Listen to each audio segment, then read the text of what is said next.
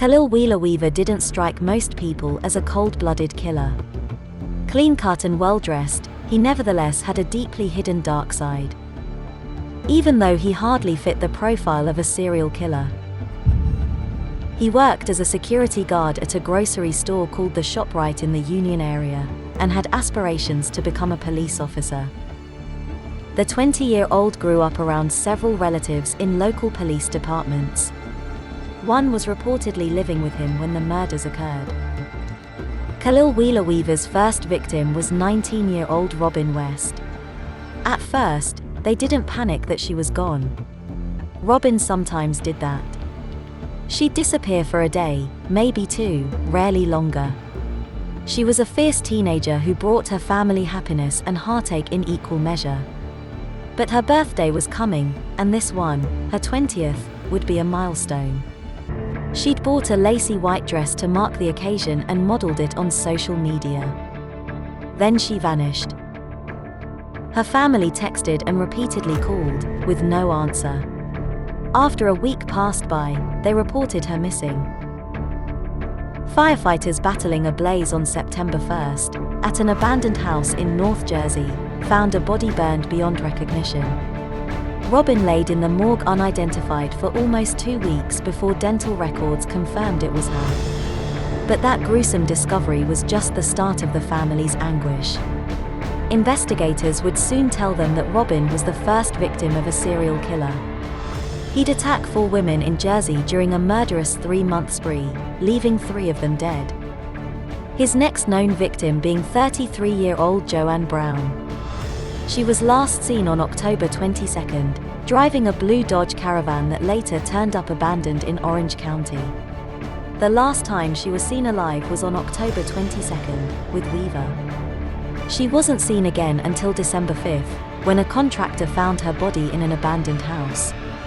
Tape covered her mouth and nose, with a tightly wrapped jacket around her neck. By the time Joanne's body was found, another woman had come forward. Tiffany Taylor had just recently met Weaver through a mutual friend.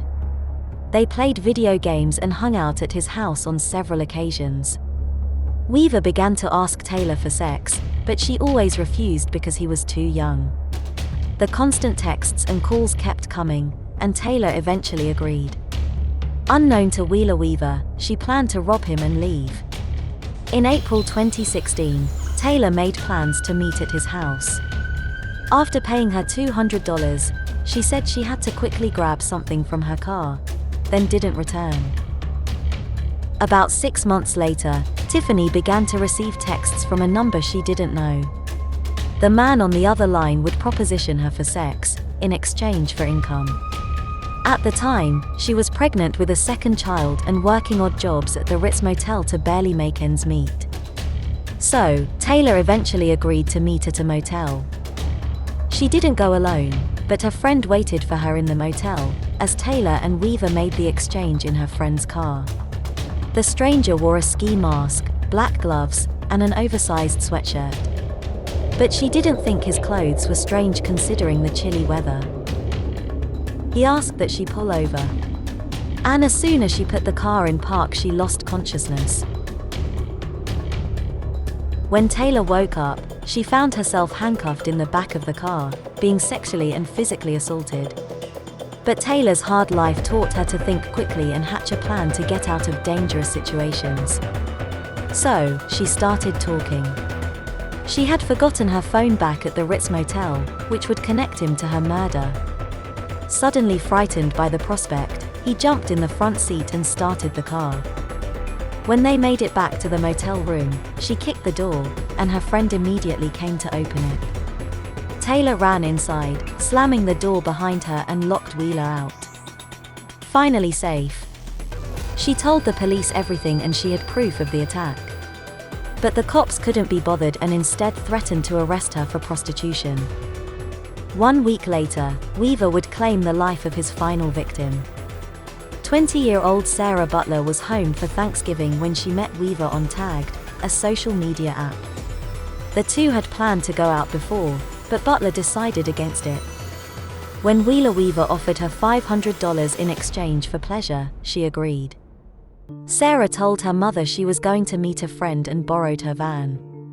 Little did she know, this would be the last time she kissed her daughter goodbye. On December 1, 2016, her body was discovered at the 400-acre Eagle Rock Reservation in West Orange.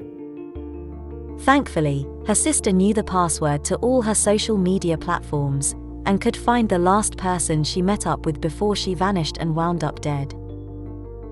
None other than Kalil Weaver.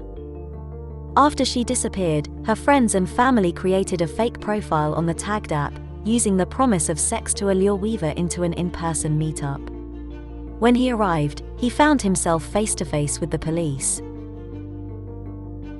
Weaver admitted being with each victim shortly before they disappeared, but claimed they were alive and safe when they departed ways. But a digital trail showed otherwise. Police were able to use his phone to track his whereabouts on the night Robin went missing. GPS location showed he stayed at the abandoned house for 1 hour, took off, and then returned an hour later to witness firefighters finishing up. Police also did a background check of his internet history and found Weaver had conducted a slew of disturbing online searches before meeting Sarah, including Googling what chemical you could put on a rag and hold to someone's face to make them go to sleep immediately. Even though he tried to retain his innocence, within 3 hours of deliberation, he was found guilty and sentenced to 160 years in prison.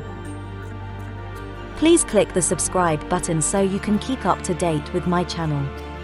Thanks for watching and take care.